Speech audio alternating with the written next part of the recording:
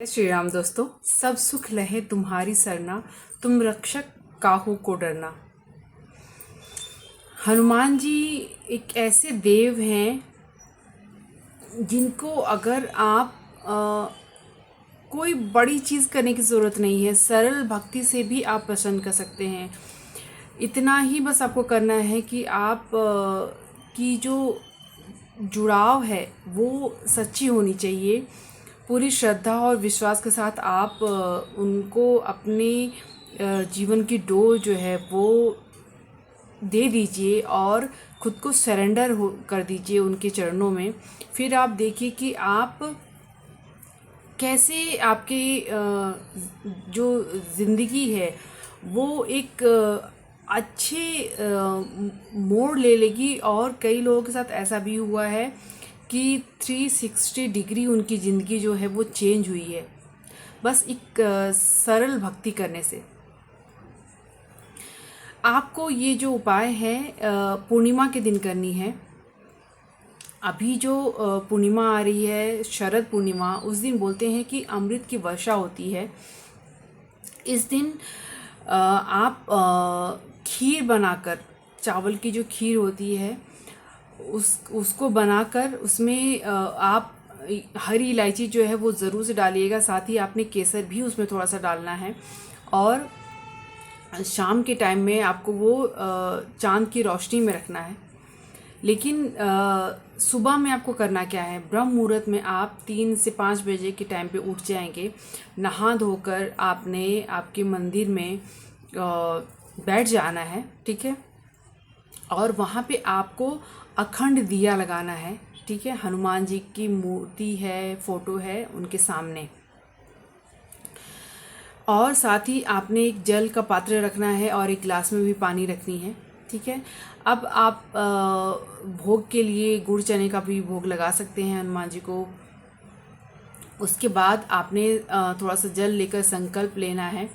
और अब आपने 108 बार हनुमान चालीसा का संकल्प लेना है। सबसे पहले तो आपने श्री राम स्तुति करने ली है, या तो श्री राम अवतार जो है उसका पाठ आप कर लीजिए, नहीं तो 108 बार आप राम नाम का जाप कर लीजिए। उसके बाद आपने 108 बार हनुमान चालीसा का पाठ करना है। और एक चीज़ आपको ध्यान देनी है कि जो दिया आपने लगाया है वो अखंड दिया है और वो आपके पाठ तक कंटिन्यू तो रहेगा ही, लेकिन उसको 24 घंटे के लिए आपको लगाना है। क्योंकि ये जो टाइम है, जो पूर्णिमा का टाइम है, वो बहुत पावरफुल है। और आप किसी भी मनोकामना को लेकर जब आप संकल्प लेते हैं तब आप ये भी संकल्प लेंगे कि मैं इस मनोकामना को लेकर 24 घंटे के लिए अखंड दीप जला रही हूँ या जला रहा हूँ आपके सामने, और ये जो मेरी मनोकामना है वो आप पूरी करिए। ये मैं आपसे प्रार्थना करता हूँ या करती हूँ।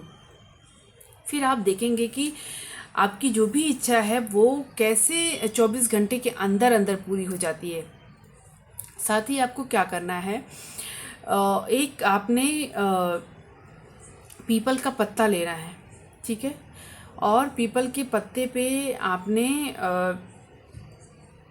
रेड कलर के पेन से, ठीक है, आपकी जो भी मनोकामना है वो लिखनी है। जैसे पैसे की ज़रूरत है तो 1 लाख या 2 लाख, जितना आपको चाहिए उतना अमाउंट आपने लिखना है।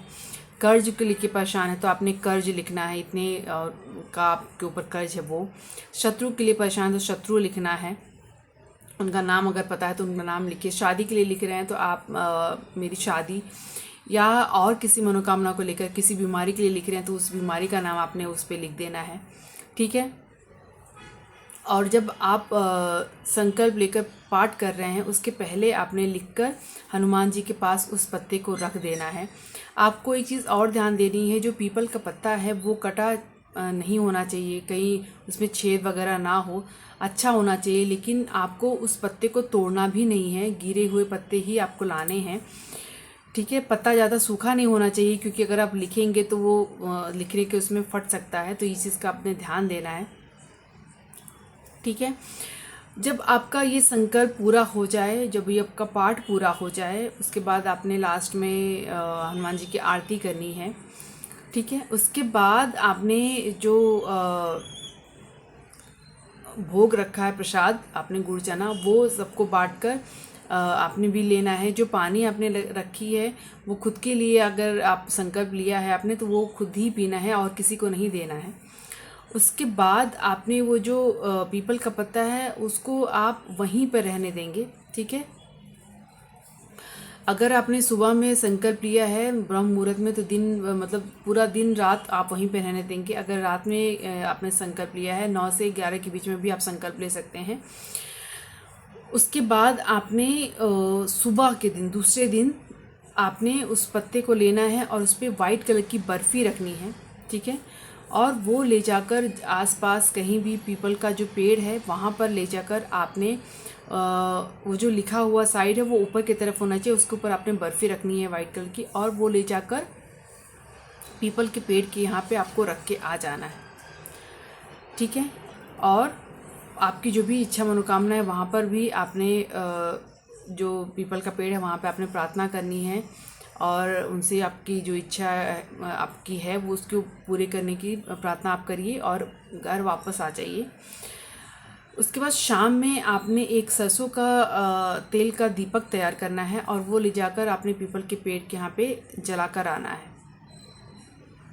आप देखेंगे कि आपकी जो भी इच्छा मनोकामना है वो कितनी जल्दी पूरी हो जाती है इस उपाय से। उस दिन बोलते हैं कि अमृत की वर्षा होती है, तो जो खीर आपने चांदनी की रोशनी में रखी है वो रात भर आपने एक वाइट कलर के मलमल के कपड़े से ढककर खीर को चांद की रोशनी में रात भर रख देना है और सुबह आपने पूरे परिवार के साथ बांटकर उसको खुद को भी खाना है, ठीक है। ये छोटा से ही उपाय है और बहुत सरल उपाय है, आप ये ज़रूर से करके देखिएगा। वीडियो अगर पसंद आए तो लाइक ज़रूर से करिएगा। चैनल पे अगर नए हैं तो चैनल को सब्सक्राइब कर लीजिएगा। कमेंट में प्रभु श्री राम जी का, प्रभु बालाजी का नारा लगाना मत भूलिएगा। मिलते हैं हमारे नेक्स्ट वीडियो में, तब तक के लिए जय श्री राम, जय प्रभु बालाजी।